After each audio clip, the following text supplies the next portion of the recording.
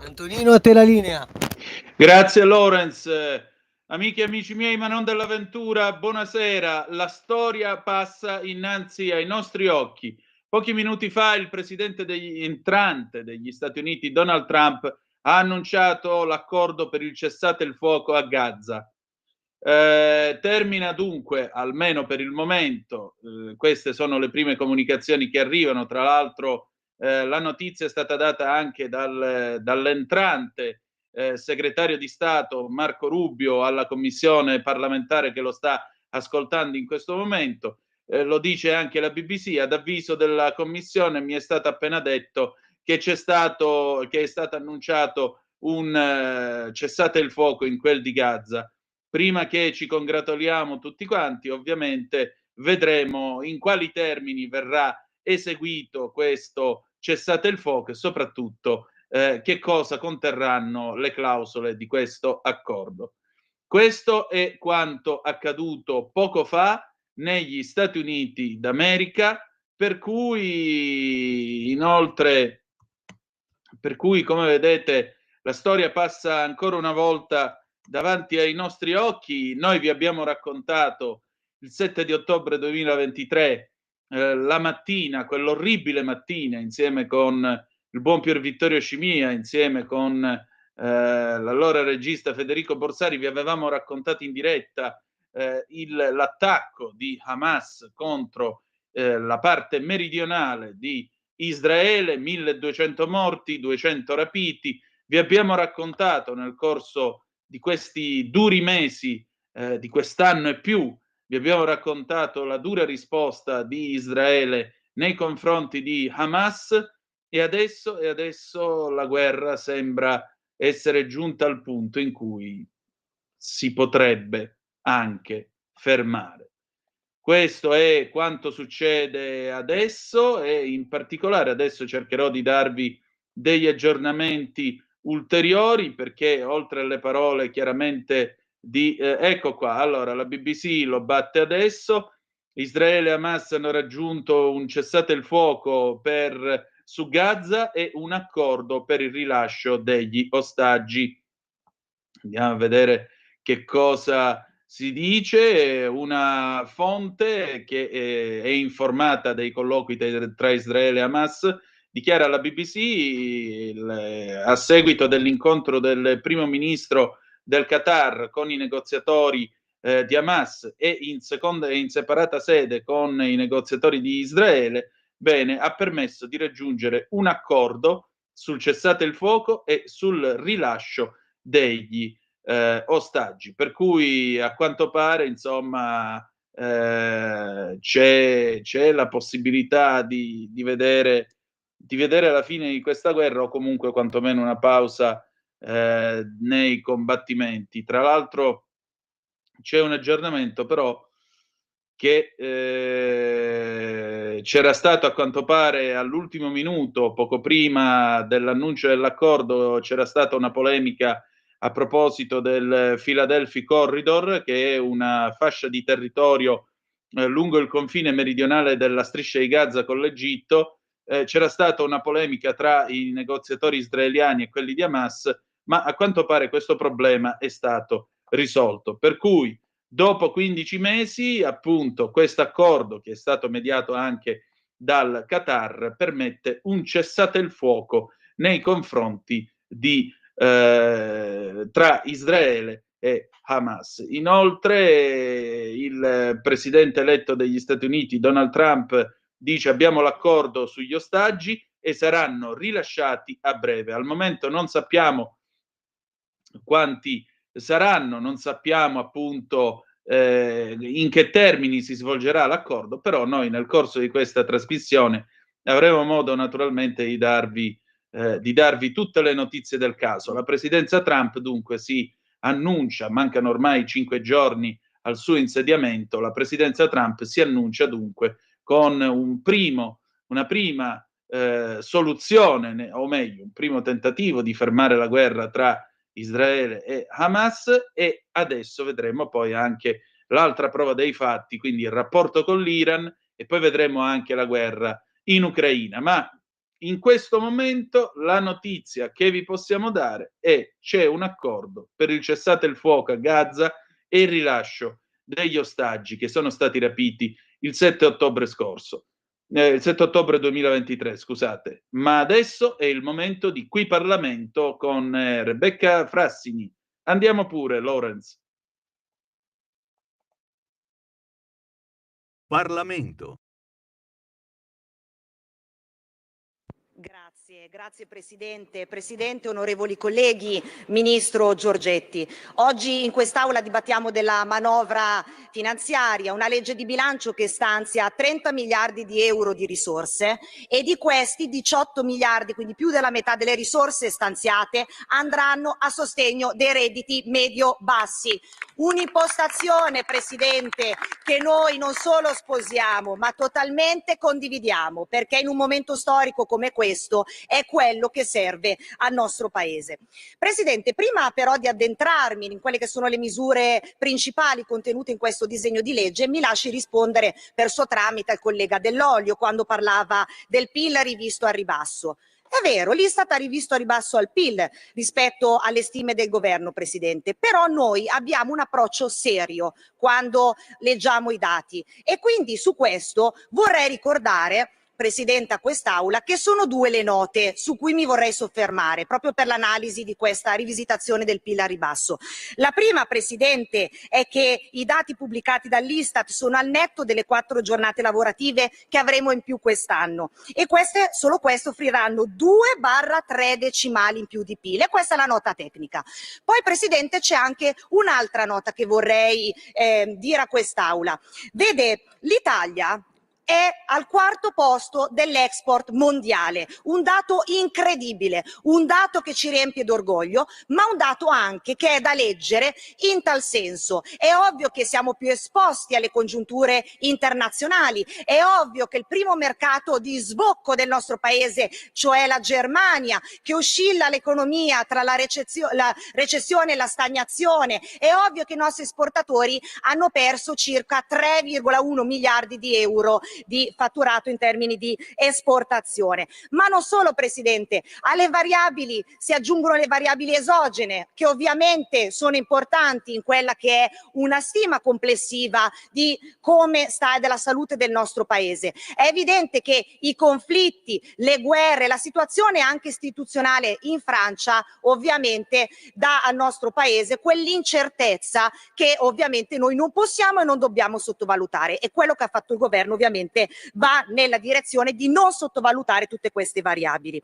Poi, Presidente, aggiungo anche che proprio perché prendiamo con grande serietà la questione della crescita, che è il vero problema del nostro Paese, il governo ha preparato un pacchetto di misure a sostegno delle imprese e dei nostri imprenditori che noi assolutamente condividiamo, come ad esempio l'IRES premiale, che è un taglio dell'aliquota del 20%, quindi di 4 punti per le società che trattengono una quota rilevante di utili che andranno destinate agli investimenti, al welfare aziendale, alle assunzioni. Ma non solo, ci sarà il rifinanziamento di una misura che funziona, cioè la nuova Sabatini di 900 milioni di euro fino al 2029 per fare investimenti in beni strumentali. E poi, Presidente, Industria 5.0, vede, è stata inserita nell'ambito della rivisitazione del PNRR e noi potenzieremo l'aliquota del credito d'imposta per la quota dei progetti compresi tra 2,5 e 10 milioni, per intenderci la parte dei piani delle piccole e medie imprese.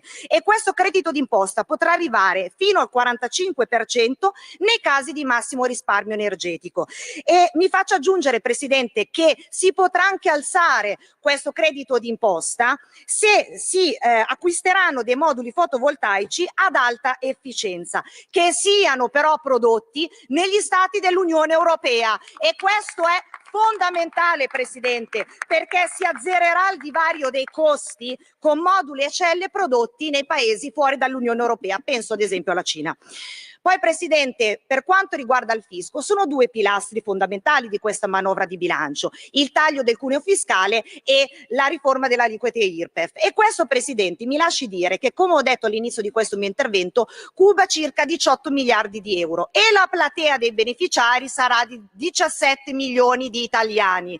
E questo, Presidente, lo dico perché per un anno l'opposizione ci ha propinato nei loro interventi che erano una misura spot, che bisognava renderla strutturale. Bene, noi l'abbiamo resa strutturale quest'anno, questa legge di bilancio, e abbiamo fatto quello che loro non hanno fatto nei tanti e troppi anni che hanno governato questo paese, perché si sono riempiti la bocca della difesa dei lavoratori e delle fasce basse. Loro l'hanno detto, noi l'abbiamo fatto.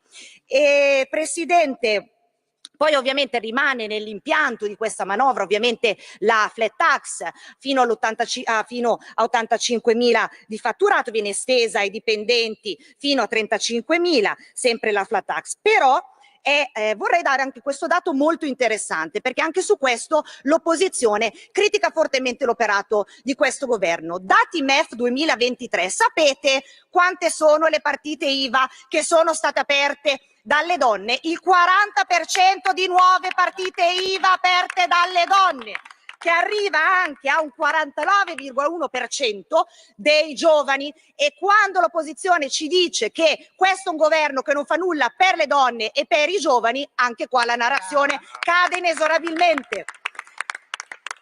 E Presidente, poi un passaggio è dirimente anche sul tema della natalità, perché il ministro Giorgetti lo mette come primo punto, e noi condividiamo totalmente, dell'agenda di questo esecutivo, perché il calo delle nascite è assolutamente un problema di questo paese, perché è evidente che poi non si reggeranno il sistema previdenziale e il sistema produttivo.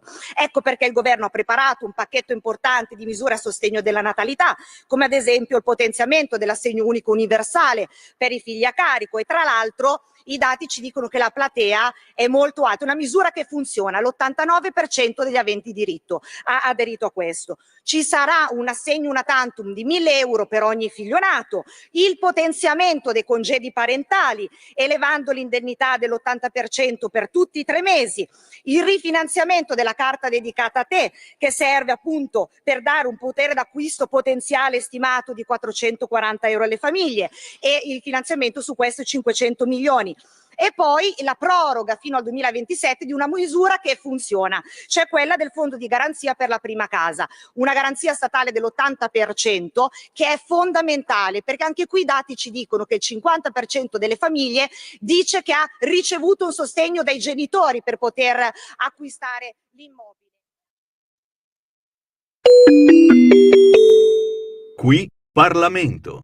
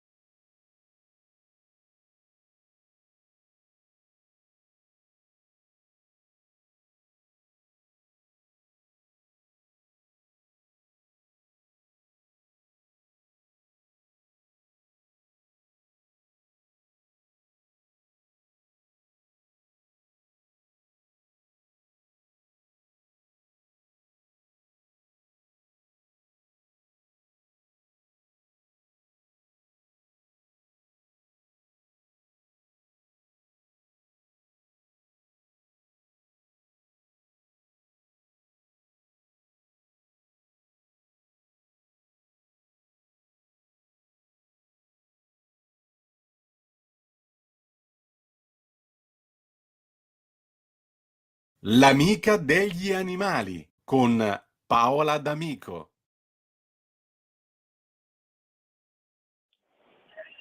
Onde di Radio Libertà, questo è sempre Zoom, il drive time in mezzo ai fatti.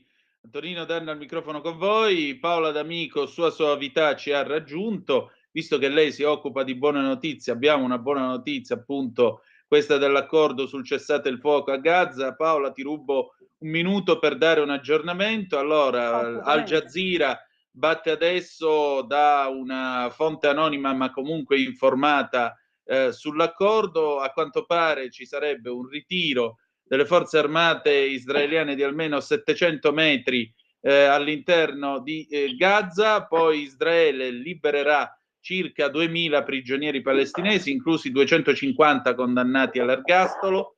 I gruppi invece, Hamas invece rilascerà 33, come si dice, 33 oddio, non mi vengono le parole, ostaggi israeliani. Israele permetterà ai feriti di Gaza di viaggiare per ricevere trattamenti medici.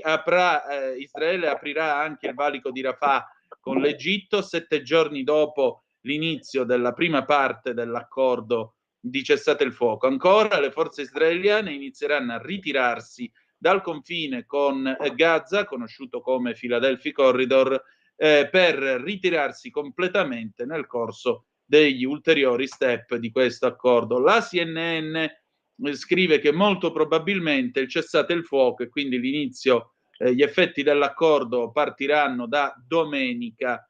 Inoltre l'ufficio stampa del governo di Hamas a Gaza ha informato i cittadini di Gaza di non muoversi fino a quando non ci sarà l'annuncio ufficiale del cessate il fuoco e di ottenere le informazioni a proposito delle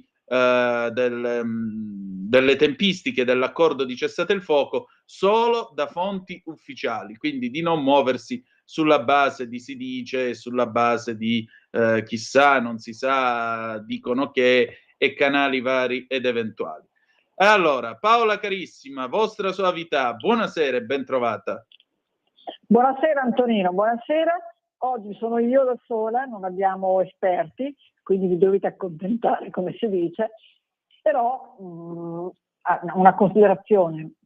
Ne parlavo con una presidente del Parco dell'Appennino l'altro giorno, Fausto Giovanelli. Noi non ci rendiamo conto del prezzo che queste guerre hanno sulle vite umane, ma anche sul mondo che noi abitiamo. Ne abbiamo già parlato un'altra volta, perché le guerre sono diciamo il primo colpo durissimo al pianeta Terra, lo sappiamo, no?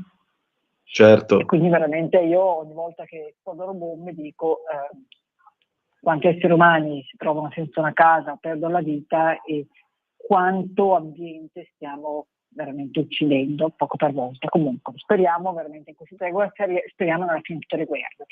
Intanto, questo sempre. Dimmi tutto. Anticiparvi che ho sentito poco fa un nostro amico, abbiamo sentito in diretta, no? In trasmissione qualche tempo fa, Rosario Balestrieri, della sezione Anton Dorna, che ci parlava di volatili, ha lanciato un altro ornitologo, un altro progetto di citizen science, di scienza partecipata con i cittadini. Io ho fatto un pezzetto che sarà domani sul web, interessante, ma è una bella notizia. Il nostro canale Buone Notizie non si occupa di animali, si occupa di buone notizie. Perché è una buona notizia? Perché per la prima volta lui, che coordina questo nuovo progetto di scienza con i cittadini partecipati, di ricerca, dice tutte le associazioni presenti nel sud Italia si sono messe assieme e hanno deciso di fare un progetto assieme. È una bella notizia, perché spesso ciascuno va per sé, però in questo modo si disperdono le energie e anche i risultati, mentre invece unirsi tutti vuol dire poter arrivare a un risultato concreto molto prima. Cosa stanno facendo? Si sono accorti, spiegava Rosario, che l'ibis sacro, sapete quel volatile, quel trampoliere che era amato, venerato dagli egizi, rappresentava diciamo Dio la saggezza, l'ibis sacro tra l'altro è molto bello anche, e si sta trasferendo dal nord Europa, Italia, in particolare al sud Italia. Ed è proprio un assalto che massiccio a cui si era preparati, perché l'Ibis è un uccello, un trampoliere che sta in Egitto, in Iraq, ed era appunto caro agli egizi per la sua bellezza, ma venne portato in Europa e anche nel nord Italia come animale molti anni fa, come animale perché per la sua bellezza, insomma, un po' come il pavone. Poi però negli anni 70 vuoi che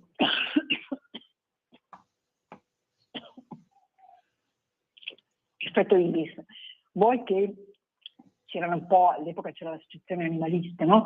Comunicava l'animalismo, l'ambientalismo, vuoi che qualcuno li abbia liberati, qualche fuga accidentale, qualche fuga provocata da questi recinti, da queste specie di zoo, da questi giardini privati, e hanno cominciato a riprodursi.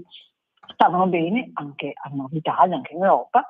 Il risultato, sono cresciuti in modo esponenziale, ormai liberi, cioè fuori, liberati dalla cattività.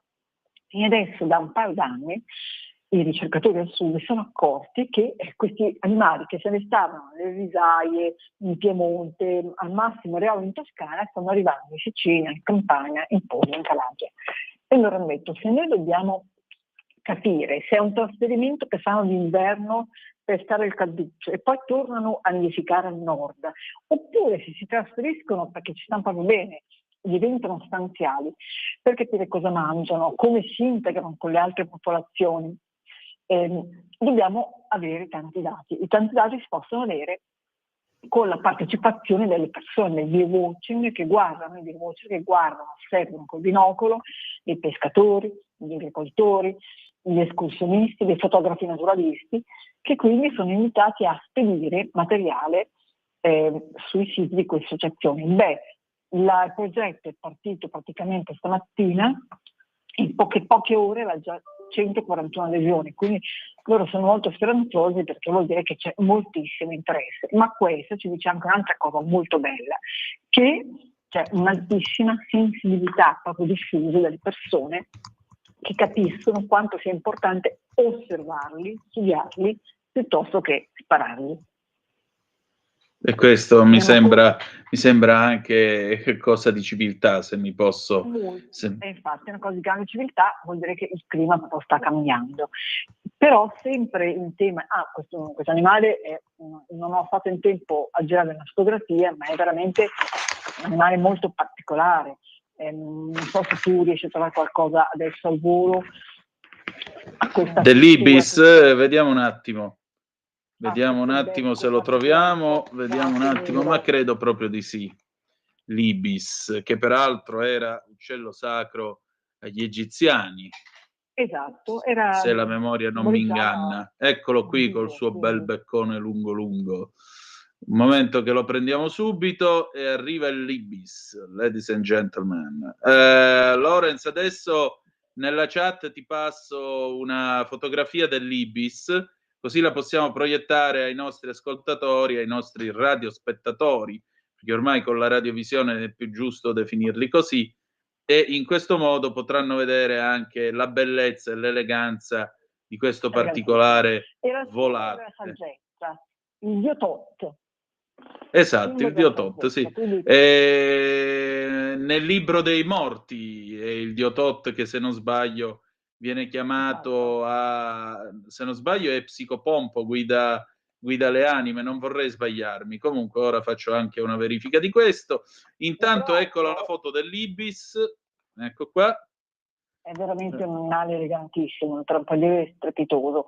Tra l'altro, diceva appunto Rosario che la citizen science non è da oggi, e non è cosa di oggi, è tanto tempo che si chiede alla gente di collaborare nelle ricerche. Però oggi è facilitata dalle app, dai cellulari, dalla connessione veloce, quindi in poco tempo puoi avere tantissimi dati, e quindi, visto che la nostra ricerca soffre sempre di carenza di fondi, di finanziamenti, in questo modo si può fare una grande ricerca a spese praticamente zero. Ma parlando di ricerca appunto partecipata, bisogna dire che c'è un altro progetto importantissimo, in questo caso è un progetto europeo internazionale per l'Italia, viene coordinato da ISPRA, che è quell'ente di ricerca importantissimo, e nelle zone umide, 2000 zone umide italiane, si stanno censendo gli uccelli acquatici che svernano.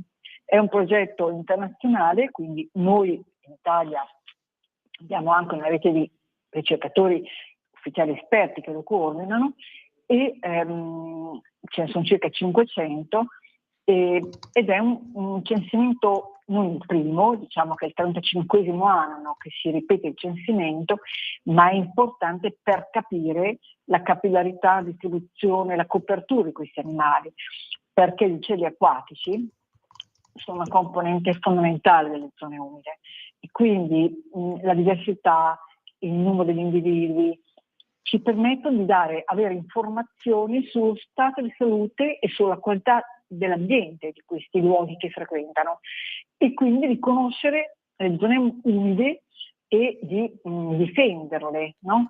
Con anche interventi di sostenibilità. Le zone umide italiane sono a loro volta importantissime perché hanno, diciamo, un ruolo servono a mitigare gli effetti dei cambiamenti climatici.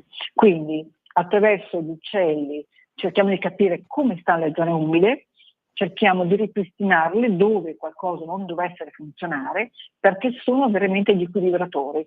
Grazie alle zone umide abbiamo la speranza di stare meglio tutti noi.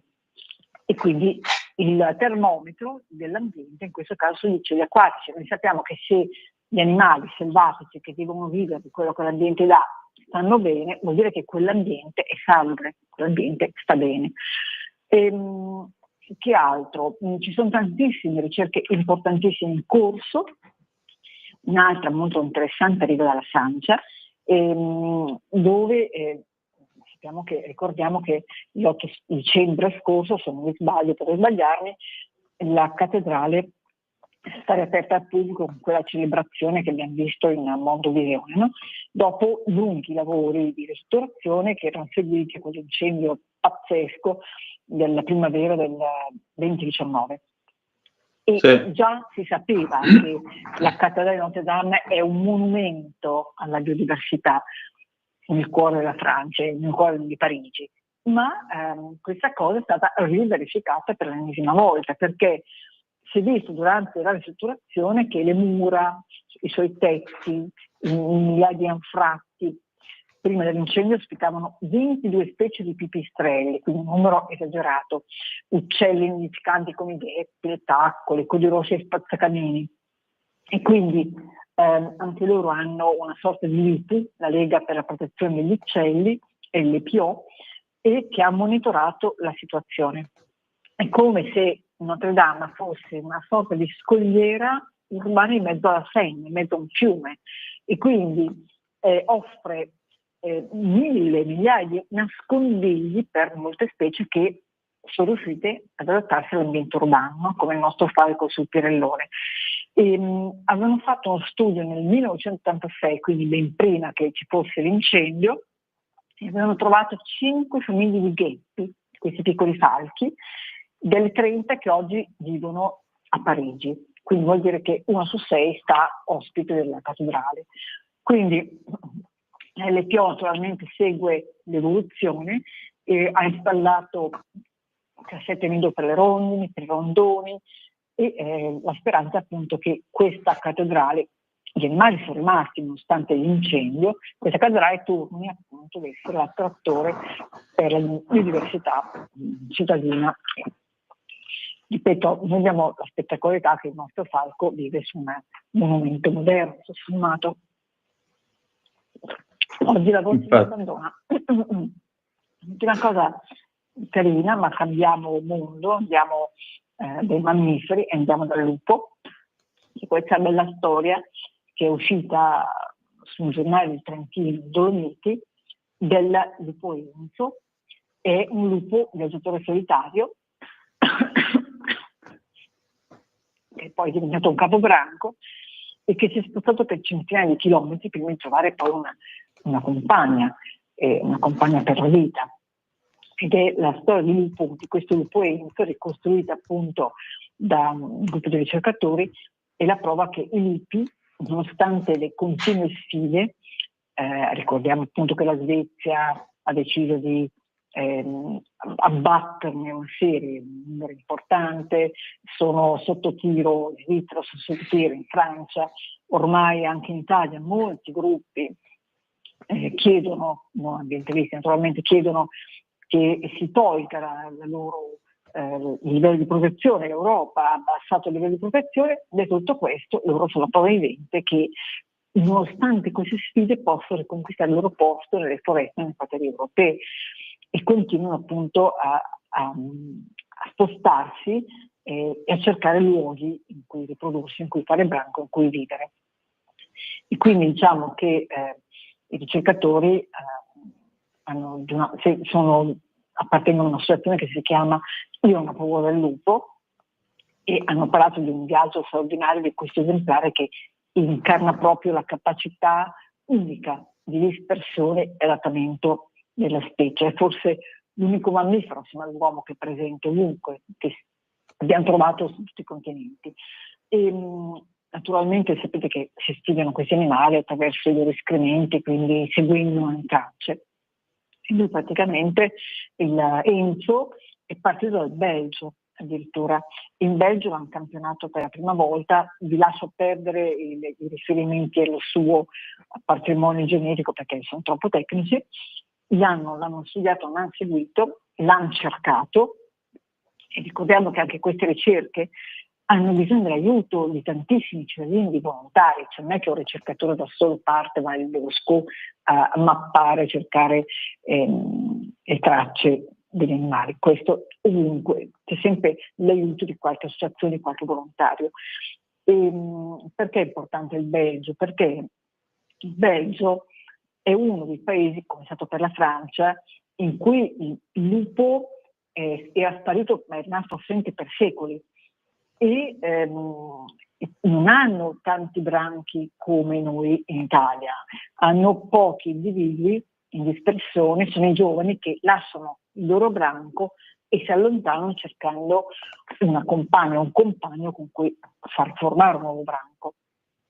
I branchi sono sempre un numero contenuto di esemplari. Quindi lui ha attraversato il Belgio, ha cominciato un lungo viaggio verso est, è arrivato in Germania. Anche qui la sua presenza ha trovato durante i campionamenti nagli escrementi, e quindi tra l'altro questo metodo permette di capire anche di cosa si nutre durante questi spostamenti. E poi l'hanno tracciato e si è capito che ancora lui viaggiava da solo, quindi non ha fatto 50 km, ha fatto centinaia di chilometri. Nel 21, quindi ormai 4 anni fa, si è vista una predazione di lupo Enzo su animali domestici, però è stato un evento assolutamente circoscritto, gli animali d'allevamento. Dopodiché si è visto che lui mangiava quasi esclusivamente cervo. Questo per tranquillizzare tutti, allevatori e anche persone, insomma, comuni, cittadini che possono averne paura. Finché poi cammina. Nel 23, dopo 3 anni da lupo solitario, si è stabilito in un territorio abbastanza stabile e ha formato un branco. Ma perché è importante? Questa è proprio l'importanza del lupo Enzo, è la storia di un lupo che cerca, che viaggia, che scava un corridoio ecologico, che si adatta fino al posto ideale dove aprirsi, diciamo un posto dove non ci sono altri branchi, in cui lui può occupare il territorio e farsi il suo piccolo branco, trovare la compagna e fare il branco. E quindi il lupo Enzo è rimasta solo su questo giornale dei Dolomiti, che però è un giornale simpatico che intanto a distanza seguo. E che altro? Niente. E allora ti chiedo quali sono le buone notizie del Corriere della Sera. Allora, quelli in preparazione, quelli della settimana prossima, perché ormai il numero di ieri è andato. Il numero di prossima settimana è un numero in cui vi do un'anticipazione. Noi stiamo andando verso la Festa Civile Week, sono 4 giorni in cui Milano e la società civile si raccoglie attorno a progetti di bene comune. La prossima ha un tema, diciamo, europeo, quindi si va verso una civil week che si allarga e stiamo andando a mappare e a raccontare alcune buone pratiche che ci sono negli altri paesi, perché non è che soltanto noi italiani siamo bravi nelle buone pratiche, ci sono anche buone pratiche che si fanno in tanti altri paesi e che possono diventare modelli, no? In questo caso c'è il racconto di una signora, una giovane signora di Berlino, tedesca, Annette, che praticamente attraverso un'associazione da molti anni, ha cominciato, lei a Berlino, a fare praticamente, a cercare biciclette da donare a donne, in particolare immigrate, che arrivano a paesi in cui non si impara ad andare in bicicletta. Hanno cominciato con moltissime donne siriane, ricordate quando c'è stata la grande fuga, no? Della Siria, loro in Germania hanno avuto il numero più alto di rifugiati della Siria, e quindi la bicicletta è uno strumento ecologico per spostarsi, è prezioso, e loro quindi raccolgono in queste associazioni biciclette che non vengono più utilizzate, le mettono in ordine, le rimettono in funzione e poi insegnano ad andare in bicicletta a persone adulte, donne adulte che ne hanno bisogno. È un progetto che si è esteso perché adesso viene copiato, diciamo, rifatto in moltissime altre località. Sembra una stupidaggine per noi che impariamo ad andare in bicicletta da bambini, ma non è affatto, perché non è semplice imparare in bicicletta. Io ho dei ricordi incredibili, ho fatto dei voli stratosferici, come quando ho imparato ad andare sulle pattine a rotelle, identico, stessi voli. Però imparare da adulti è forse ancora più complicato. E quindi Infatti, in queste storie che ci portano verso il prossimo mese di maggio, per la Civil Week, questa è una delle storie che arriva dall'Europa. bellissima. Allora Paola, grazie del tuo tempo e ci risentiamo il 22 di gennaio.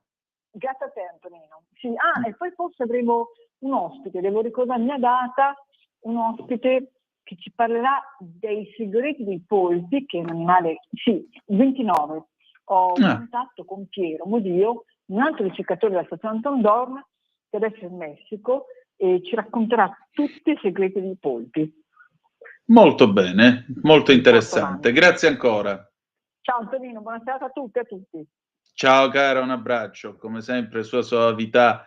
Paola D'Amico colpisce ancora. Allora, Lorenz, senti, io adesso avvierei la condivisione schermo perché abbiamo ancora 4 minuti. Vi do gli altri aggiornamenti a proposito di quello che sta succedendo con la notizia che c'è stata appunto del cessate il fuoco tra Israele e Hamas. Ecco, ho avviato la condivisione, quindi credo che tu la possa proiettare in diretta perché la facciamo vedere anche ai nostri radioascoltatori. Vediamo un po'. Or dunque, cominciamo con la BBC perché adesso naturalmente vedete che le notizie che arrivano cominciano a fare un pochettino il punto della situazione. La BBC pubblica queste fotografie, vedete, i palestinesi che festeggiano l'accordo nel centro di Gaza. Queste sono immagini ovviamente della Reuters. Poi abbiamo Trump che naturalmente si esalta e dice quest'epico accordo di cessate il fuoco sarebbe potuto accadere soltanto come risultato della nostra vittoria storica a novembre. Dice ancora la sua elezione alla Casa Bianca ha segnalato al mondo che l'amministrazione Trump cercherà la pace e negozierà degli accordi per assicurare la sicurezza di tutti gli americani e dei nostri alleati.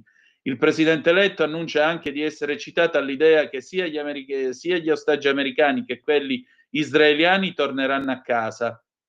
Trump inoltre nomina il suo inviato speciale nel Medio Oriente, Steve Witkoff, dicendo che lui e il suo team di sicurezza nazionale continueranno a lavorare strettamente con Israele e i nostri alleati per far sì che Gaza non divenga mai più un santuario del terrorismo. Inoltre Trump dice che il suo team continuerà appunto a promuovere la pace attraverso la forza in tutta la regione e costruire naturalmente sull'opportunità offerta dagli accordi di Abramo. Questo è solo l'inizio di grandi cose che succederanno per l'America e naturalmente per il mondo.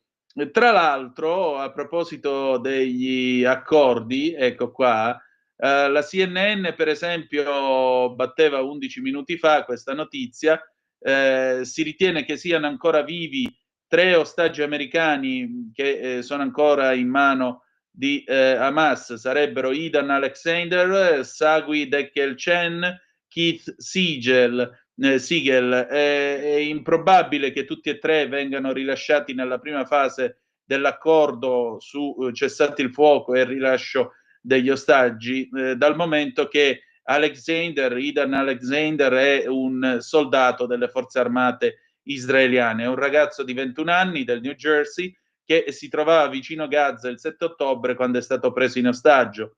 Dekel Chen invece è un marito 36enne americano, padre di 3 bambini. Siegel è un uomo della North Carolina che è sulla sessantina ed è stato preso ostaggio il 7 di ottobre insieme con sua moglie Aviva Siegel.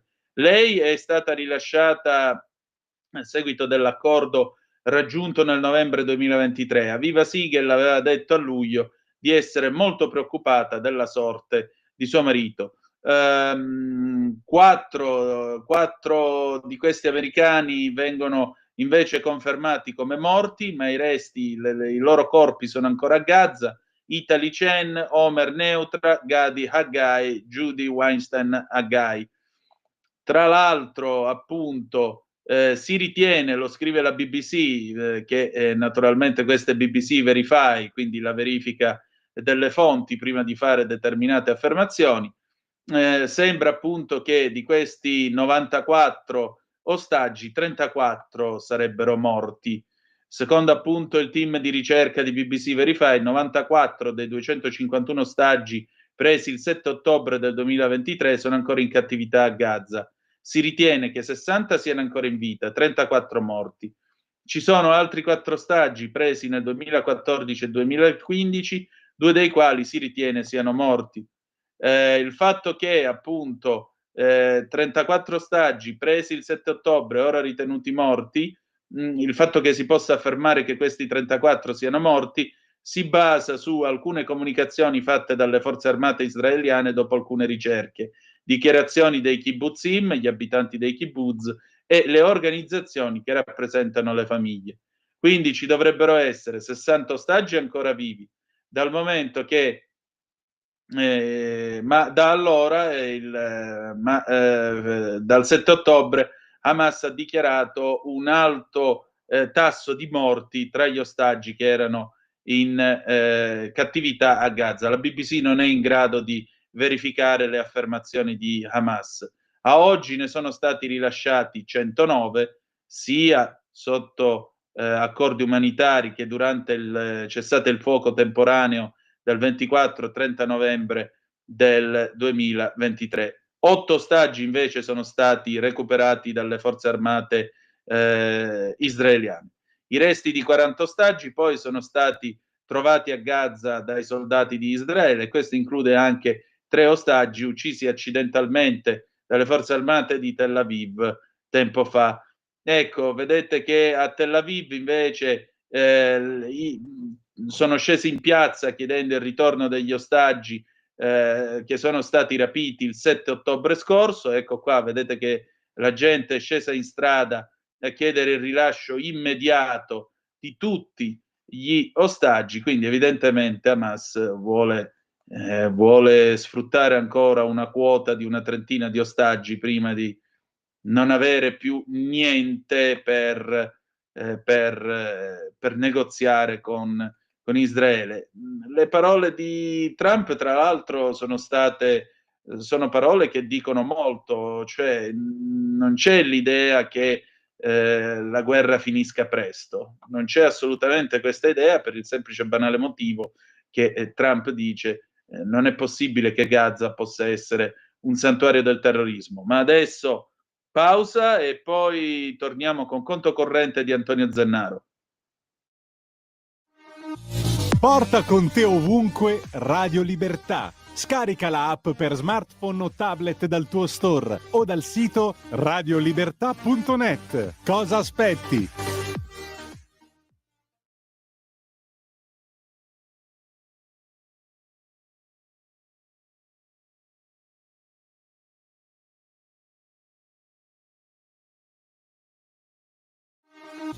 Porta con te ovunque Radio Libertà. Scarica la app per smartphone o tablet dal tuo store o dal sito radiolibertà.net. Cosa aspetti? A te la linea. Grazie Lorenz, abbiamo fatto una breve pausa per ovvi motivi, abbiamo alcuni messaggi che avete mandato voi al 340 670 9659. Maurizio: i nazisti fucilavano 10 persone per ogni loro caduto, gli israeliani devono liberare centinaia di persone, compresi i terroristi all'ergastolo, come già successo, per avere liberi quelli che hanno sequestrato a ottobre e ancora vivi dopo le loro torture e violenze, cioè quelli di Hamas. E poi i sinistri protestano. Mi auguro che ne valga la pena, ma temo di no. I capi di Hamas erano stati liberati a loro volta. Sì, però Sinwar non mi pare abbia fatto una bella fine, manco Aniè. Ancora Maurizio: capiamo perché i terroristi di Gaza festeggiano. Passa Hamas come liberatore di prigionieri in Israele ai prossimi loro sequestri. Hamas può festeggiare quello che vuole nel futuro. Questo l'ha detto oggi, tra l'altro, incontrando Matteo Salvini. Lo ha detto il ministro degli esteri Gideon Sa'ar, che ora sta facendo, ha annullato la visita in Italia, poi doveva andare in Ungheria, ma adesso è in volo verso Israele, sta tornando in Israele perché domani dovrà votare appunto sull'accordo di cessate il fuoco con tutto il governo. E però Sa'ar è stato molto chiaro, cioè lui dice di non credere all'idea di un accordo due popoli e due stati, perché significherebbe avere un gruppo di terroristi all'interno dello Stato di Israele o vicino al cuore dello Stato di Israele. Quindi mettiamo assieme un po' le dichiarazioni. Da un lato, d'accordo, le parole del ministro degli esteri di Israele, che come vedete si sbilancia e non poco. Dall'altro lato dobbiamo tenere conto anche di un altro fatto, cioè Trump che dice non ci sarà, Gaza non sarà più il porto sicuro dei terroristi, anche perché lui l'aveva detto pure a Time, quando gli è stato dato il premio di persona per dell'anno: io non voglio che fra altri 3 anni venga un altro 7 ottobre moltiplicato per 1000. Quindi calma e gesso, loro possono festeggiare quello che vogliono, ma è evidente che in qualche modo Hamas debba sloggiare da lì e comunque non possa avere un futuro politico o un governo politico della striscia di Gaza negli anni che verranno. Ma adesso è giunto il momento di conto corrente con Antonio Zennaro.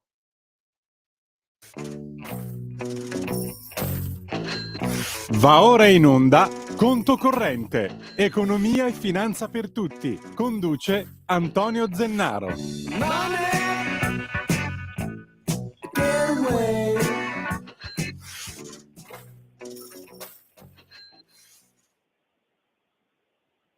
Antonio carissimo, ben trovato. Buonasera, buonasera a tutti, buon anno, viva Radio Felici di Libertà, bello. buonasera a tutti gli ascoltatori. Ci siamo, il mercato oggi è andato alla grande, l'inflazione USA risveglia il toro, Milano più 1,5%, chiude ai massimi dal 2008. Infatti.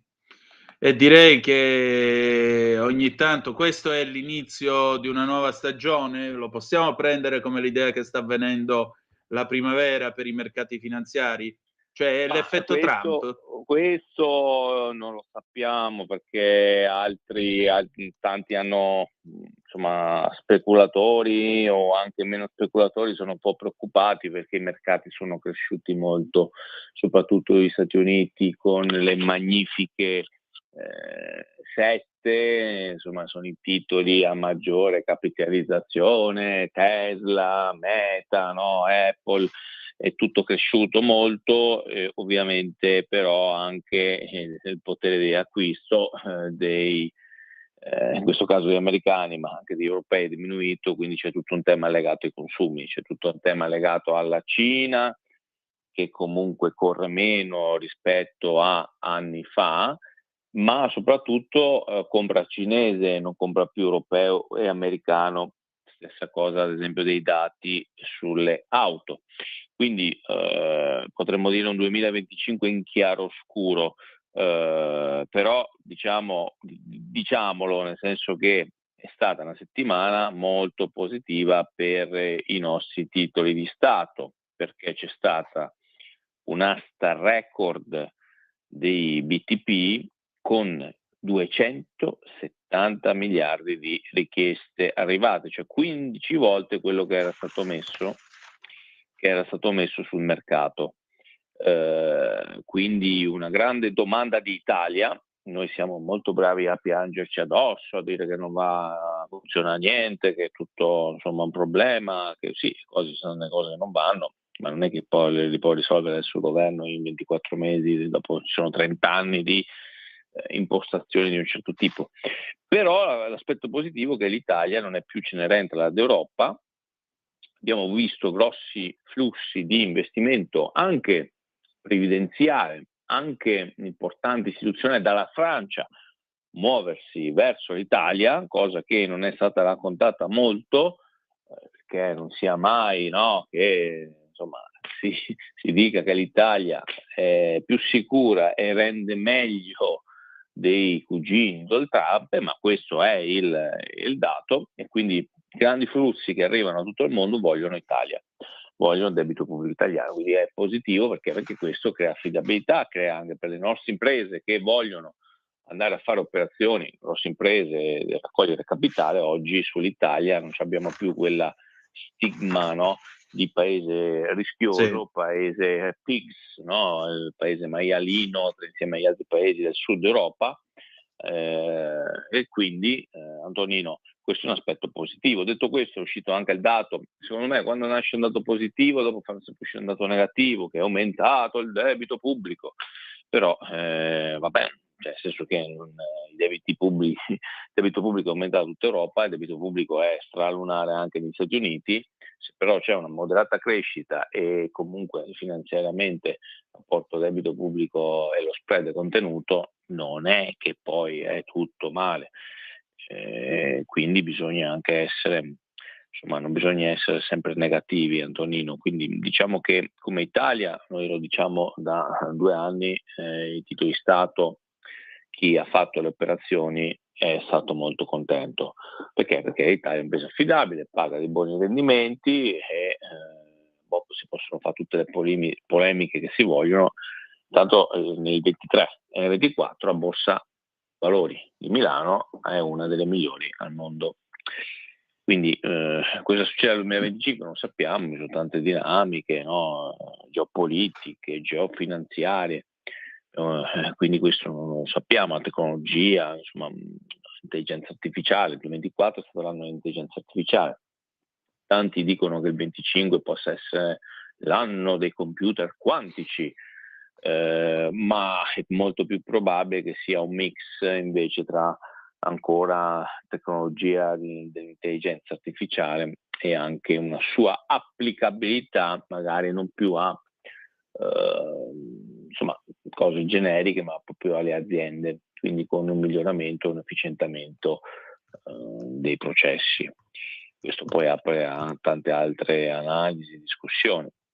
Comunque sia, in questo contesto, la notizia anche della settimana, Antonino, è stata che Banca Intesa ha fatto il suo primo acquisto di Bitcoin. E qui uno dice, come fa una banca a comprare Bitcoin? Le banche hanno un portafoglio personale, il loro portafoglio, la loro tesoreria, insomma, delle disponibilità personali della banca che può investire, quindi con una base di ovviamente strategia di allocazione finanziaria, si chiama asset allocation, quindi hanno deciso di, ovviamente già Banca Intesa ha un patrimonio enorme e quindi ha investito circa, mi sembra che abbia comprato un bitcoin o pari a 1 milione, adesso non me lo ricordo, però insomma una robetta, diciamo, rispetto alla potenza di fuoco della banca italiana. E è un test, secondo loro, secondo l'amministratore delegato, e quindi ovviamente c'è stata tutta una serie di raccomandazioni, ha acquistato 11 bitcoin, ecco qua. E io su questo ovviamente concordo con quanto ha detto l'amministratore delegato Messina, cioè nel senso che sì, Banca Intesa in una logica di un patrimonio diversificato con tanta roba, una piccola parte hanno fatto una prova di investire un po' di cripto, però non è che adesso tutto il patrimonio di Banca Intesa va a finire in criptovalute. Su questo c'è un ampio dibattito su tutti gli investitori, tanti sono, soprattutto i giovani, molto pro cripto. Antonino, chi è un po' più magari là con l'età vede queste cose come una cosa esotica.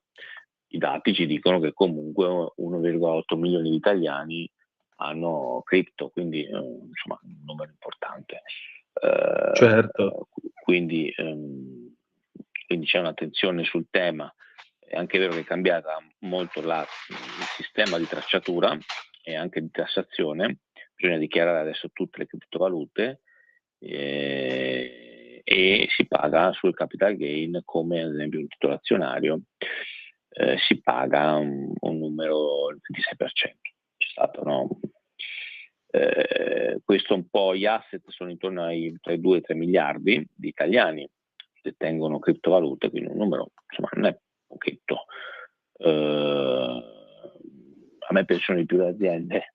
Se qualcuno mi chiede un parere, c'è un parere. Sì, nel senso che a me piace ancora di più l'oro, almeno quello lo posso toccare, non la cripto. Allora, sull'oro ho fatto uscire oggi, stasera, un simpatico meme, anche se non è i meme quelli quotati del cripto. Allora, ci sta un lingotto e uno dice 10 di questi ti avrebbero permesso, 10 lingotti, di comprare una casa nel 1920. 10 di questi lingotti ti permetterebbero di acquistare una casa nel 2025. Poi una casa del valore di 600.000 euro, poi dobbiamo fare, no? I quantitativi. Sì. Quindi cosa vuol dire questo? Vuol dire che l'oro passano le guerre, è un rifugio sicuro nel tempo, protegge il valore anche durante inflazioni e crisi economiche, perché sono passati. Se consideriamo il 1920 e nel frattempo cosa è accaduto nel mondo, no? Pestilenze, guerre mondiali, guerre nucleari, guerra fredda, e ha mantenuto il valore d'acquisto, cioè il valore, la sua potenza di fuoco, tra virgolette, il suo potere d'acquisto. Quindi in the gold we trust, alla fine l'oro è un altro asset reale, che ne abbiamo parlato spesso qui in radio. Il dato è questo, nel senso che anche le borse sono cresciute, ma anche l'oro è cresciuto nel 2024 e in questo anche inizio 2025. Ahimè, Antonino, abbiamo un dato però negativo, che è l'aumento del costo delle carburanti, cioè gas, non solo carburanti, ma anche proprio dell'energia. Gas e petrolio sono aumentati, siamo quasi $80 col petrolio, e questo non è buono per noi paesi importatori di materie prime, perché ovviamente magari sarà buono per lo Stato perché incassa le accise, ma meno buono per i cittadini, che sono, insomma, gli aumenta l'inflazione. Quindi io mi aspetto i dati inflazionistici più alti, perché nel 2024 l'inflazione era calata, perché fondamentalmente era tutto il mondo energy era sceso di molto, con ho visto anche benzina 1,6, 1,7, scusa, il diesel, e la benzina è 1,7, 1,8, poi dipende dove vai, dove fa benzina, insomma, per chi come me ancora tradizionalista l'approccio all'auto, Certo. dopo chi insomma è green e quindi c'è la macchina elettrica, io rispetto tutti, però anche lì molto probabilmente aumenterà il costo della ovviamente l'energia, mentre nato negativo per la Germania teutonica, perché anche il 2025 si prevede un anno 24 pure è andato male, si prevede anche un 25 male. I costi ad esempio dell'energia sono sul gas, ma non solo, in Germania aumentati del 20-30%, perché hanno fatto una scelta molto molto molto lungimirante, quella di andare a chiudere le centrali nucleari e poi comprare l'energia dei francesi. Una scelta molto Geniale, la trovo geniale, veramente. molto Sai che io ho geniale. firmato la proposta di legge di iniziativa popolare per reintrodurre il nucleare in Italia? Com'è sfondi la porta aperta, nel senso io Ecco. sono da sempre favorevole, ma Siamo non solo stati in per- 72.000, la Costituzione dice che ne bastano 50.000 di firme, quindi verrà presentata in Parlamento. Speriamo Allora. che venga discussa e approvata. Ma un paese che ancora si dichiara comunista, che è la Cina, poi è ormai un comunismo solo politico, ma non economico, ha un piano di realizzazione di 50 centrali nucleari. E Tanto per gradire. quindi insomma ormai era l'Europa che si era insomma voluta, insomma si era un po' fatta prendere la testa da un approccio green, perché è giusto essere a difesa dell'ambiente, però bisogna avere un approccio modulare e senza eliminare le competenze, perché ad esempio avere le centrali nucleari, per cui sono anche venuto a favore, al di là del costo di energia che sarebbe molto più basso, dopo qualcuno ti dirà le scorie bla bla bla, va bene, però le competenze che tu mantieni tecniche, avere una produzione domestica, quindi sovrana del nucleare, è comunque un grosso asset per un paese competitivo. Perché noi non ci dimentichiamo che come no, la tecnologia, no? Adesso che sta succedendo negli Stati Uniti su tutto il tema dei microprocessori, della tecnologia Nvidia, ovviamente stanno mettendo dei blocchi a che le aziende cinesi vadano in America e si comprano le start-up, le PMI innovative, insomma sono società americane che producono alta tecnologia, perché ovviamente c'è una guerra ibrida economica che avviene anche su questo, quindi la dipendenza, essere dipendenti da, ovviamente ti toglie libertà, ti toglie anche libertà economiche. Quindi il ritorno al nucleare è anche un ritorno a competenze che l'Italia, vuoi non vuoi, non ha puntato per anni. Quindi sia nucleare, sia un costo di energia più basso, e alla fine è vero che lo Stato incasserà un po' meno da accise, però è anche vero che ne acquista in ovviamente costo di energia più basso, quindi le aziende magari fanno più utili, le famiglie spendono di più e insomma, fanno girare l'economia. Su questo ovviamente insomma, arriviamo da anni su tanti temi pseudo-comunismo come approccio, dirigismo, comunismo, chiamiamolo come ci pare, quindi per ovviamente scremare queste cose qua ci vogliono anche anni e anche tanti soggetti che oggi ricoprono magari posizioni importanti nel deep state, via dicendo, magari se ne vanno, speriamo in pensione, speriamo che quindi non li allunghino, perché oggi stanno con la casacca di un tipo, oggi sono tutti di centrodestra, no? Bellissimi del centrodestra, però appena mai l'evento cambia sono i primi a bloccare le cose, a non essere proattivi con una mentalità che dovrebbe essere sempre quella del meno Stato e più libertà. Questa è la filosofia del centrodestra. Che è anche il quindi liberalismo. occhio a quelli che del deep state che oggi fanno i grandi uomini di centrodestra, perché fino all'altro ieri andavamo d'accordo con il centro-sinistra un po' più di sinistra, no? Dirigismo e su tanti temi, abbiamo visto anche sull'Agenzia delle Entrate, no? A fine, quando si è dimesso, infatti io mi stupì quando fu riconfermato dal governo di centrodestra, quello lì dell'Agenzia delle Entrate, Antonino Berlusconi ha sparato contro il governo, bisogna le tasse, qua gli evasori, cioè, quindi si capiva che aveva un approccio ideologico, non è che serviva l'intervista a Repubblica, via dicendo, no? Adesso, certo. saranno anche un capito, qualcosa di politico, assieme a Prodi, tutta gente nuova, no? E quindi, però su questo bisogna essere, alla fine stiamo vedendo il modello Trump qual è, cioè, quindi tornando un po' all'economia, ad esempio sono molto positivo su quello che sarà il PMI e la piccola impresa americana, perché Trump, insomma, si preannuncia esplosivo sotto il profilo di taglio tasse, taglio burocrazia, insieme anche a Musk, insomma vogliono sburocratizzare tutto, creare un dipartimento che in 2 anni deve eliminare le tasse, vuole eliminare le leggi, Sì. poi si taglia anche le tasse anche, però di fatto vogliono eliminare, che è quello che bisognerebbe fare, più che fare tante leggi, bisogna qua togliere, anche in Europa, e addirittura lui ha lanciato il Make Europe Great Again, cioè un mega, perché l'Europa ovviamente sconta su tantissimi settori un gap.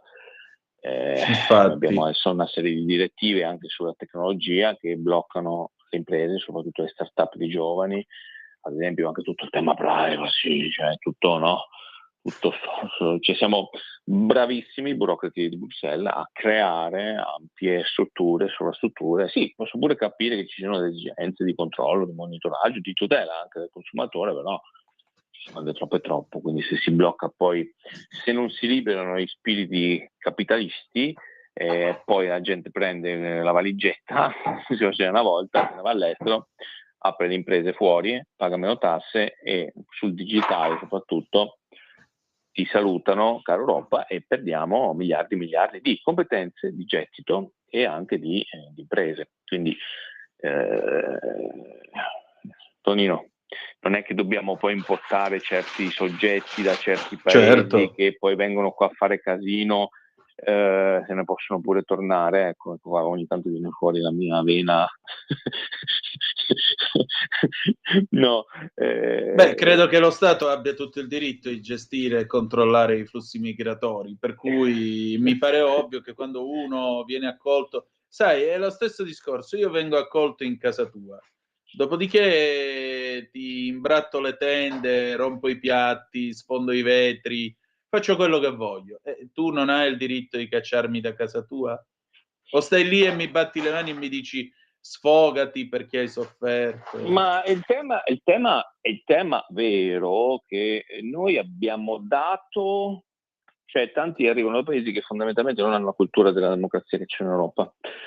Quindi quando tu permetti ad esempio l'insulto continuo anche sui social, a forze dell'ordine, forze di polizia, cioè è un messaggio che a persone che arrivano che non hanno una cultura democratica, essendo venendo magari anche da paesi con dittatura o comunque fondamentalmente democrazia per modo di dire, no? Solo sulla carta, cioè dice vabbè, allora io posso fare quello che mi pare, cioè io posso insultare, aizzare alle rivolte, perché quello che abbiamo visto anche a Milano nei mesi scorsi fondamentalmente è aizzare alla rivolta contro le forze dell'ordine, contro lo Stato. Beh, io invece qui mi aspetterei invece un maggiore rigore, perché comunque io mi ricordo che era una cosa gravissima, sembra proprio una educazione, no? Bisogna sempre rispettare, no? La divisa, no? Qua abbiamo della gente che sta qua da qualche mese o qualche anno, non lo so, comunque si permette, se uno va su TikTok vede delle cose allucinanti, dei video contro la polizia, questo rap, ma non lo so se è il modello di Italia, di Europa, insomma, che vogliamo. Io no, sinceramente ne faccio proprio ne faccio a meno. Attiriamo invece gente che viene a fare impresa, che viene qua a investire, gente anche che viene da paesi magari che scappa, che si mette in discussione, che viene a lavorare, che rispetta le regole. Quelle sono le persone che noi dobbiamo ovviamente incentivare a venire. E poi dobbiamo anche evitare che tantissimi italiani vadano, come tutti gli anni, negli ultimi anni, all'estero a fare impresa. Dobbiamo riportare tanti imprenditori italiani che sono fuori, li dobbiamo riportare in Italia, perché guardate, Cioè, l'economia è fatta da persone e persone fanno le imprese. Senza quelle non è che si può vivere di sogni, no? Di ideologie, Esatto. no? Come l'ideologia green che hanno chiuso i tedeschi le centrali nucleari. Certo è che in termini di immagine, questo è un aspetto sì positivo. Oggi l'Italia gode di un grandissimo consenso. Perché certi temi, ad esempio, erano portati avanti dal centrodestra da anni, no? Rispetto anche a tanti altri paesi europei, no? C'è il tema della sicurezza, se ne parla, no? da tantissimi anni, il tema anche del Bruxelles, mettere in critica alcune politiche. Quindi l'Italia è vista come un forte brand anche sul mantenere un certo stile di vita, no? Quindi io sono positivo sull'Italia nonostante tutti i problemi. Sull'Europa perché se la Germania non riparte, vediamo adesso anche le elezioni, no? Che vogliono Certo. fare, se i Verdi prendono ancora, vincono e bloccano qualsiasi sviluppo in Germania, io non lo so chi le venderanno le macchine elettriche a 80-90 a 100.000 euro. Io non lo so. E di che vivranno gli operai che licenzieranno, anche altro tema, no? In Germania. Quindi forse il vero elefante nella cristalliera è la Germania oggi, dobbiamo fare qualche previsione e vediamo poi il rapporto Europa-Stati Uniti. Sarà interessante da capire, Antonino, su cosa accadrà. Insomma, Trump ha fatto un po' di idee, tra virgolette, un po' bizzarre, ecco, Groenlandia, però sono cose secondo me che lui utilizza mai un linguaggio colorito, ma sono strategie secondo me che sono temi che non arrivano così, sono temi più da Dipartimento di Stato secondo me più che da Trump, quindi infatti. Antonio, ti chiedo 10 secondi di pausa e torniamo subito. Sì. Per la tua pubblicità visita il sito radiolibertà.net. E allora, alle 19:30 minuti e 22 secondi, ci avviamo quindi alla conclusione di Conto Corrente con Antonio Zennaro. Antonio, quale sarà il tema della prossima settimana? Ma la prossima settimana sarà ovviamente il Trump che entra in carica e vediamo quale sarà il suo governo, vedremo quale sarà anche un po' i primi provvedimenti, no, del Trump e come si comporteranno i mercati al Trump 2 di questo 2025. Molto bene. Allora, io ti ringrazio come sempre e ci ritroviamo la prossima settimana, ok? Ok, Antonino, grazie. Un saluto a tutti gli amici di Radio Libertà e viva Radio Libertà. Sigla, grazie a te.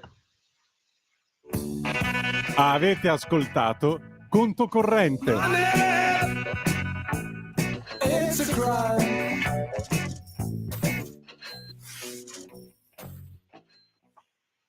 E allora 0292947222 da questo momento, se volete parlare di Gaza, se volete parlare di quello che sta succedendo con la notizia con cui abbiamo aperto la puntata di questa sera, l'accordo sul cessate il fuoco a Gaza, la Associated Press tra l'altro ha potuto vedere una bozza di questo accordo. Siamo qui nella newsletter di Haaretz, che è uno dei giornali più letti e più prestigiosi di Israele. Andiamo a vedere quindi che cosa si dice all'interno di questo accordo. Eccolo qua. Fase 1, durata 42 giorni. Hamas rilascia 33 ostaggi, inclusi civili di sesso femminile e soldati. Bambini e civili che abbiano più di 50 anni. Israele rilascia 30 prigionieri palestinesi per ogni ostaggio civile e 50 per ogni soldatessa. Stop ai combattimenti. Le forze israeliane si portano fuori dalle aree popolate agli angoli della striscia di Gaza. Tutti i palestinesi sfollati cominciano a tornare a casa e viene data la possibilità di far entrare molti più aiuti umanitari. Fase 2, altri 42 giorni. Dichiarazione di calma sostenibile. Hamas libera gli ultimi ostaggi di sesso maschile, sia soldati che civili, in cambio per un numero che dovrà essere negoziato di prigionieri palestinesi e un ritiro totale delle truppe israeliane dalla striscia di Gaza. Fase numero 3. I corpi degli ostaggi israeliani deceduti verranno scambiati per i corpi dei terroristi palestinesi deceduti. Implementazione di un piano di ricostruzione a Gaza, riapertura dei valichi di confine per un'entrata e un'uscita libera da e per Gaza. Quali ostaggi israeliani, scrive Haaretz, e quanti altri prigionieri palestinesi saranno rilasciati deve essere ancora deciso. I 33 ostaggi includeranno donne, bambini e tutti quelli sopra i 50 anni, quasi tutti civili. In ogni caso l'accordo impegna Hamas a liberare tutte le soldatesse ancora in vita. Hamas libererà gli ostaggi ancora in vita per prima, ma se il numero di ostaggi che verranno rilasciati non arriva a 33, allora verranno restituiti anche i corpi. Non tutti gli ostaggi sono tenuti in ostaggio da Hamas, per cui sarà un problema contattare gli altri gruppi terroristici che per il momento potrebbero avere ancora degli ostaggi in mano. In cambio Israele, appunto, abbiamo detto, libererà 30 donne palestinesi, bambini o anziani per ogni ostaggio ancora in vita che verrà liberato. Per ogni soldatessa liberata, Israele libererà 50 prigionieri palestinesi, inclusi 30 che al momento scontano l'ergastolo in Israele. In cambio dei corpi che verranno restituiti da Hamas, Israele libererà tutte le donne e i bambini che ha detenuto a Gaza, che ha detenuto da Gaza, che ha arrestato insomma a Gaza dall'inizio della guerra il 7 ottobre 2023. Decine di uomini, inclusi dei soldati, resteranno in ostaggio a Gaza nel corso, in attesa della seconda fase, o meglio, mentre ci sarà la seconda fase. Durante la prima fase di questo accordo, le truppe israeliane si ritireranno in una zona di contenimento larga circa 1 chilometro all'interno della striscia di Gaza e lungo i suoi confini con Israele. Questo permetterà agli sfollati palestinesi di tornare a casa, incluso Gaza City e Gaza Nord. Con buona parte della popolazione di Gaza forzata a stare in squallidi ed enormi campi tendopoli, i palestinesi stanno cercando appunto di tornare a casa, anche se molte sono state distrutte o pesantemente danneggiate dalla campagna israeliana. Ma ci sono delle complicazioni perché nell'ultimo anno dei negoziati Israele ha insistito di voler controllare il movimento dei palestinesi verso la zona nord per permettere che Hamas non riporti delle armi in quelle aree che sono state al momento ripulite. Abbiamo una telefonata, pronto, chi è là? Sì, buonasera Antonino. Ciao Antonello. Sempre dal Veneto. Scusa che... Eccolo qua. Una sola riflessione. Sì. Tu chiedevi, no, che ne pensate? Sì.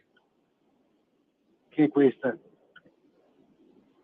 La controparte, nel modo in cui detta le proprie condizioni, dimostra ancora di più di non avere a cuore la sorte di un popolo che si è arrogato di voler rappresentare come e nei termini che solo loro vogliono. Tutte le altre clausole, vedi, per me non hanno importanza. La cosa basilare che dovevano fare subito, non dopo 1 anno e mezzo, è quella di dire: rilascio tutti gli ostaggi, siano essi vivi o per qualche ragione morti. Questo non l'hanno voluto fare. Non hanno voluto rilasciare subito donne, uomini, bambini, moribondi, anziani, invalidi o che altro. Questa era la base per giudicare la sincerità di questa controparte spietata, terrorista. Poi Israele ha comunque le proprie responsabilità in tutto questo, ma sicuramente questo non è il modo corretto di agire. Grazie Antonino. Grazie a te, io la penso esattamente come te, ti direi pure che cose così bisognerebbe spiegarle a quelli che ogni sabato sono andati a sfilare Propal nelle strade e nelle piazze italiane, soprattutto alle donne nate, vissute, cresciute nella libertà, nei diritti, nella dignità occidentale, che però sono andate a fare la propaganda per Hamas, che nei confronti delle donne non è propriamente tutto questo esempio di modernità.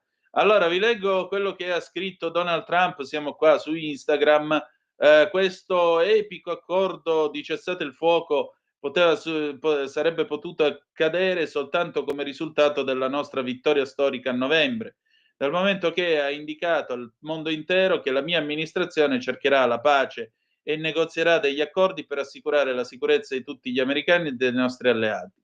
Sono eccitata all'idea che gli ostaggi americani e israeliani torneranno a casa e si riuniranno alle loro famiglie e alle persone a cui vogliono bene. Con questo accordo, quando questo accordo entrerà in vigore, il mio team per la sicurezza nazionale, attraverso gli sforzi dell'inviato speciale nel Medio Oriente, Steve Witkoff, continuerà a lavorare strettamente con Israele e con i nostri alleati per far sì che Gaza mai più, vedete, never, mai, scritto tutto maiuscolo, mai più possa diventare un santuario dei terroristi. Continueremo a promuovere, anche qua tutto maiuscolo, la pace attraverso la forza per tutta la regione, dal momento che sfrutteremo il momento di questo cessate il fuoco per allargare ulteriormente gli storici accordi di Abramo. Questo è soltanto l'inizio di grandi cose che accadranno per l'America e naturalmente il mondo. Abbiamo raggiunto così tanto senza nemmeno essere entrati alla Casa Bianca. Provate a immaginare tutte le bellissime cose che succederanno quando tornerò alla Casa Bianca e la mia amministrazione è pienamente confermata, così potrà garantire ulteriori vittorie per gli Stati Uniti d'America. Questa è l'esultanza di Trump, che in questo caso bagna il naso a Biden, all'uscente Biden. Andiamo a dare anche un'occhiata. Questa è una notizia straordinaria. Guardate qua, la CNN. La difesa dei civili di Gaza invita i palestinesi a evitare di fare spari celebratori. Vedete qua, questo con la maglia una maglia anche di un certo brand. Cosa dice la difesa? La Guardia Civile di Gaza ha chiesto ai residenti dell'enclave di evitare di sparare dei colpi di festeggiamento dopo aver ricevuto la notizia dell'accordo del cessate il fuoco tra Hamas e Israele, e questo per evitare di ferire delle persone. Chiediamo a tutti voi di evitare di sparare per aria per paura di ferire gli sfollati nelle tende e nei rifugi. Non vogliamo essere amareggiati da ulteriori martiri e feriti. Ancora, eccoci qua, abbiamo questa inviata, Lucy Manning della BBC, che racconta: ero con una famiglia di ostaggi quando è arrivata la notizia, erano insieme a Sharon Lifshitz nella zona est di Londra, quando è arrivata la notizia del cessate il fuoco. Suo padre, 84 anni, Oded, è ancora in ostaggio. La mamma, Yocheved, è stata rilasciata nell'ottobre del 2023. Eccole qua. Sharon era in lacrime ma realista, dal momento che sa che, sebbene le prossime settimane saranno un tempo di gioia per alcune famiglie, altre famiglie invece scopriranno che i loro parenti non sono più vivi. Si sente come una sorta di pulizia, dice, aggiungendo: so che le possibilità per mio padre sono molto ridotte. È un uomo molto anziano, ma i miracoli avvengono. Mia madre è tornata indietro e in un modo o in un altro sapremo che cosa sarà stato di lui. Sapremo se è ancora con noi, se possiamo preoccuparci di lui. Sapremo. Mio padre non meritava questo. Inoltre Sharon aggiunge: ci sono ulteriori tombe che verranno e ulteriori persone traumatizzate che torneranno. Ma guardiamo oltre loro, guardiamo avanti e facciamo in modo, prendendoci cura di loro, di far loro vedere di nuovo la luce. Forse questo è l'inizio di qualcosa di migliore. Sarà meraviglioso vedere vedere le madri che abbracceranno i loro bambini e i bambini che abbracceranno i loro padri, e tutti noi sapremo per che cosa abbiamo sofferto e per che cosa stiamo soffrendo. Il commissario per il Mediterraneo dell'Unione Europea, Dubravka Šuica, ha detto che l'accordo è benvenuto e porterà il così tanto desiderato sollievo per tutti quelli che sono stati colpiti da questo conflitto devastante. Le famiglie degli ostaggi, scrive ancora la BBC, ringraziano Biden e Trump per aver raggiunto questo accordo. Tra l'altro il gruppo dice che la collaborazione è instancabile tra Israele, Egitto, Qatar, gli Stati Uniti e altre parti è stata essenziale per raggiungere questo momento. I prossimi giorni saranno dolorosi per le nostre famiglie, così come per tutto, diciamo così, per tutto quello che hanno sofferto i nostri amati, i nostri cari. Vengono invitate tutte le parti a rispettare l'accordo di cessate il fuoco fino a quando tutti quanti saranno tornati a casa. Abbiamo speranza che sotto la guida del presidente Trump anche l'ultimo ostaggio potrà tornare a casa. Al Jazeera scrive che a quanto pare sarebbe stata la pressione da parte degli Stati Uniti a costringere Israele o comunque spingere Israele ad accettare l'accordo. Viene chiesto, abbiamo poi un comunicato ufficiale di Netanyahu, e con questo chiudiamo la nostra serata e la nostra trasmissione, dovuto alla forte insistenza del primo ministro Benjamin Netanyahu.